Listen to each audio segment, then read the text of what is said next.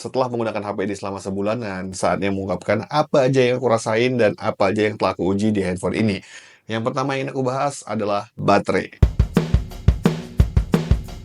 Untuk baterainya selama aku pakai ini cukup untuk seharian, tapi tentunya dengan syarat dan ketentuan. Dan tergantung pemakaian juga. Kalau dipakai untuk rekam video, ngambil foto, screen recorder, terus ngejalin aplikasi yang cukup berat seperti ngedit 4K di HP ini, terus main game, ya baterainya terkesan lebih boros. Tapi apalah arti omonganku kalau tidak dibuktikan. Jadi mari kita uji aja. Percobaan pertama ketika aku aktif banget pakai HP ini ketika aku buat konten dengan menggunakan Samsung Galaxy S23 ku di video yang rilis minggu lalu. Samsung S23. Setelah pagi aku ngecas sampai 100%, aku cabut, langsung coba screen recorder, aku langsung masuk ke settingan baterainya, estimasi bakal bertahan 2 hari 9 jam. Tapi 3 detik kemudian langsung berubah jadi 99% dan estimasinya menjadi 1 hari 16 jam. Bisa langsung berubah gitu ya. 100% di HP ini nggak bertahan lama, cuma hitungan detik. Screen recorder tadi tuh direkam sekitar jam 5:55.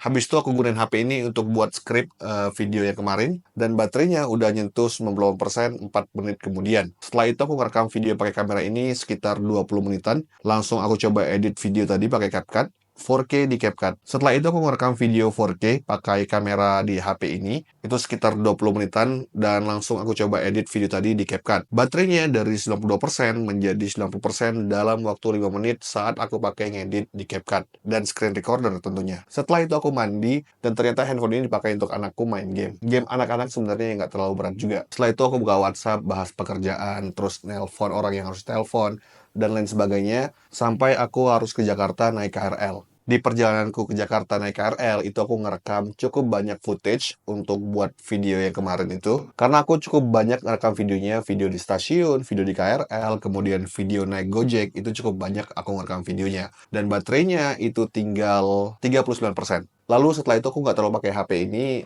paling cuma WhatsApp, terus YouTube Studio, terus YouTube dikit, ya gitu-gitu aja lah pemakaian normal. Dan di jam setengah 4 itu aku lihat baterainya udah menyentuh 19%. Kemudian aku jalan ke stasiun lagi untuk pulang ke rumahku. Aku juga sekali-sekali ngerekam video lagi pas di KRL jam 4, itu baterainya tinggal 10%. Plus screen recorder lagi, 5 menit kemudian jadi 9% dan aku sudahi screen recordnya. Jam 16.10 udah menyentuh 7% dan mungkin udah saatnya untuk aku review. Oh iya, aku juga pakai settingan otomatis low power mode ketika baterainya udah nyentuh 30%. Jadi harusnya setelah 30% itu turunnya lebih lambat dibandingkan ketika dari 100% ke 30%. Kalau dilihat dari baterai activity, screen on time-nya itu 4 jaman dan screen off time-nya itu hampir 10 jam. Dilihat dari aplikasinya, WhatsApp yang paling sering aktif di 2 jam 3 menit dan jadi persentase terbesar menyedot baterai di HP ini. Kamera 30 menit, nyedot sekitar 7%-an, lalu game anakku 30 menit, CapCut sendiri 24 menit, game dan CapCut sama-sama nyedot 4%-an, dan beberapa servis lainnya. Di sekitar jam 16.15 itu baterainya turun lagi jadi 6%,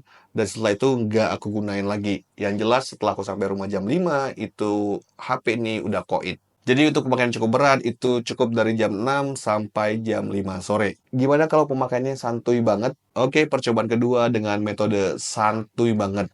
Nggak ada pakai kamera, nggak ada pakai video, nggak ada ngedit 4K di CapCut, nggak ada main game. Paling cuma dipakai untuk kebutuhan komunikasi dan kebutuhan entertain dikit lah. WhatsApp dan YouTube palingan. Aku ngecas di jam 5-an sore dan baru menyentuh 5%, bukan besoknya, tapi lusa pagi. Ngeri juga baterai HP ini. Langsung aja aku lihat ketika baterainya jadi 5%, screen on time-nya itu 4 jam 47 menit, dan screen off time-nya 1 hari 7 jam. Dan karena aku setting HP ini mati di jam tertentu, total HP ini belum di-charge selama 1 hari 16 jam. Sama seperti percobaan sebelumnya, yang buat boros adalah aplikasi WhatsApp. Ternyata WhatsApp selama ini yang buat bateraiku cepat habis. Ya itu terjadi kepadaku mungkin karena aku cukup banyak grup WhatsApp. Padahal beberapa grup WhatsApp udah aku mute ya, tapi masih boros aja. Habis baterai, biasanya orang juga fokus tentang kamera, tapi aku udah cukup banyak buat video tentang kamera S23, bisa kamu lihat kualitasnya di videoku yang lain. Jadi lanjut aja aku bahas performance. Kalau untuk pemakaian sehari-hari, performance-nya udah cukup banget menurutku. Dan aku nggak pernah keganggu dengan performanya. Performanya lancar-lancar aja. Tapi mungkin karena pemakaianku yang biasa-biasa juga. Jadi aku coba untuk ngedit 4K kemarin, dan itu lancar-lancar aja. terus ngerender video 4K juga masih aman-aman aja. Dan hasil rendernya juga masih tergolong cepat. Lalu aku coba untuk main game, aku setting Mobile Legends dengan frame rate ultra dan grafik ultra. Main selama 17 menit dan direkam juga pakai screen recorder seperti yang bisa kamu lihat di video ini. Kenapa hanya 17 menit? Ya karena aku udah kalah di 17 menit.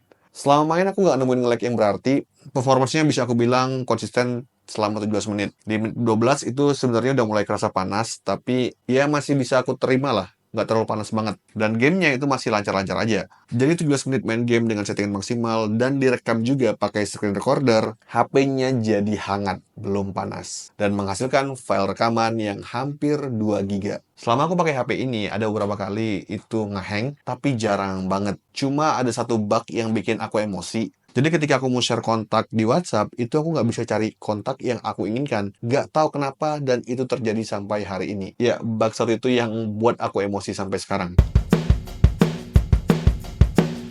Secara overall, karena HP ini compact banget, HP ini nyaman dibawa dan dipegang kemanapun. Tapi secara pengoperasiannya, itu aku sering banget typo pakai HP ini. Jadinya aku ngetik lebih lama. Selain itu, kalau ngedit video di HP itu jelas kurang luas. Tapi kalau untuk main game seperti Mobile Legends, itu masih enak aja untuk tombol-tombolnya. UI Samsung juga enak banget makainya. Ntar aku buat video antara UI Samsung dengan iOS-nya si iPhone. Tapi ada satu kekurangan dari One UI atau Android, yaitu Play Store-nya. Aplikasi di Play Store itu nggak bisa kita setting. Tiap download aplikasi itu harus Touch ID atau Face ID. Pakai fingerprint atau pakai wajah. Jadi ceritanya gini, awalnya aku bingung kenapa di HP ini nggak ada gamenya sama sekali.